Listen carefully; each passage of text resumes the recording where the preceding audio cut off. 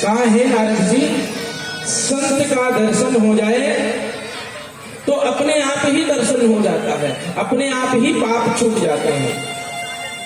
एक बार क्या हुआ, एक संत महात्मा जी थे, वो नर्मदा मैया में स्नान करते, लेकिन कभी भी उनको क्रोध नहीं आता। एक दिन क्या हुआ, एक चोर ने समझा कि इनको हम, लोग कहते हैं कि इनको संत महात्मा को क्रोध नहीं आता है, अब की बार इनको हम क्रोध अवश्य ही दे रहे हैं।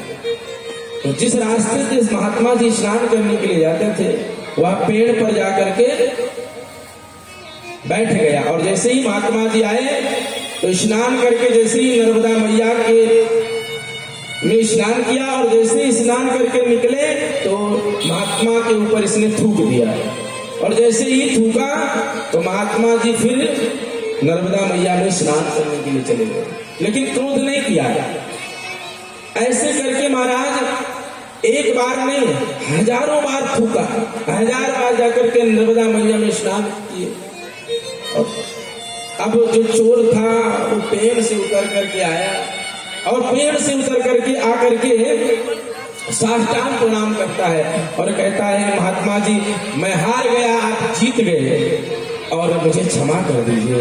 आपके अंदर क्रोध नहीं आया, मैंने इतनी बार आपके ऊपर थूका, फिर भी आपके हृदय से क्रोध क्यों नहीं आया?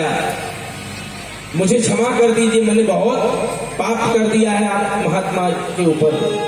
महात्मा जी ने कहा, अरे तुमने पाप थोड़ी किया है, मैं एक बार स्नान करने के लिए नर्मदा में जाता था, तुमने तो आज 1000 बार स्नान करवा दिया। यानी जिसके अंदर क्रोध ना आ रहा हो, महात्मा का जीवन हो, कितना भी आप प्रयास कर लो, उनके अंदर क्रोध आ ही नहीं सकता।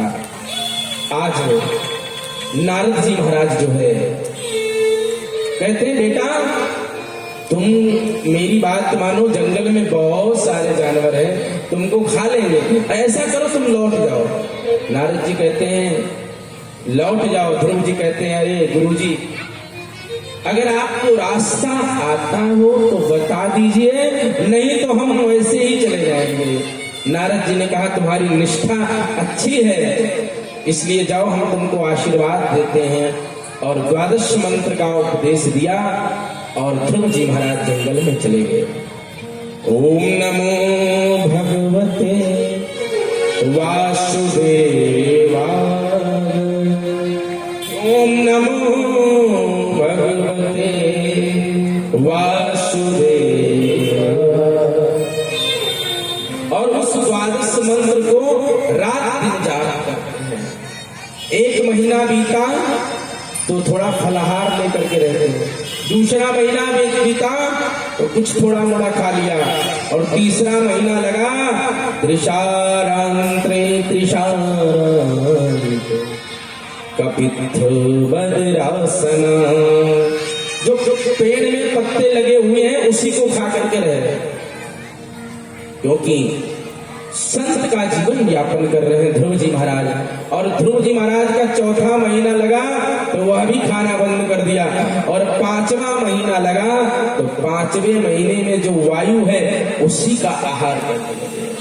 6ठा महीना लगते लगते सभी देवी देवता जो है भगवान के पास जाकर के स्तुति करते हैं, हे प्रभु कृपा करिए, लग रहा है कोई इंद्रासन लेने के लिए दौड़ पड़ रहा है, हमारी कुर्सी भी खतरे में लग रही है, अरे इस कुर्सी की रक्षा करिए। भगवान ने कहा, तुम चिंता मत करो, कोई इंद्रासन के लिए थोड़ी तपस्या कर रहा है, अरे मेरा भक्त मुझे पुकार रहा है, तुम चिंता मत करो।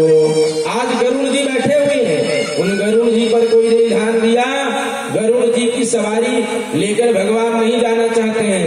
आज कहते हैं, मैं ध्रुव जी के निष्ठात्मक निष्ठा को देख करके आज भगवान कहते हैं, मैं ध्रुव जी को दर्शन देने के लिए नहीं, अपितु ध्रुव जी का दर्शन करने के लिए मैं जा रहा हूँ।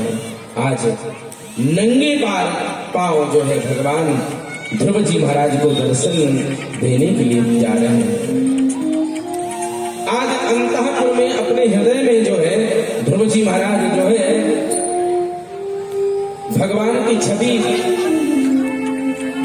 बसाए हुए हैं और उस अवस्था में भगवान सामने खड़े हैं, लेकिन भगवान को दिखाई नहीं दे रहे हैं। और जैसे ही भगवान ने अंतःकरण वाले भगवान को हटाया, वही भगवान सामने दिखाई दे रहे हैं। तो ध्रुव जी महाराज ने कहा, देखिए मेरी मैया ने कहा था भगवान ऐसे मिल जाएंगे, लेकिन भगवान मिलने के बाद क्या करना चाहिए यह मुझे नहीं पता, क्योंकि जो मोहन में मन को लगाए हुए हैं वो फल मुक्त जी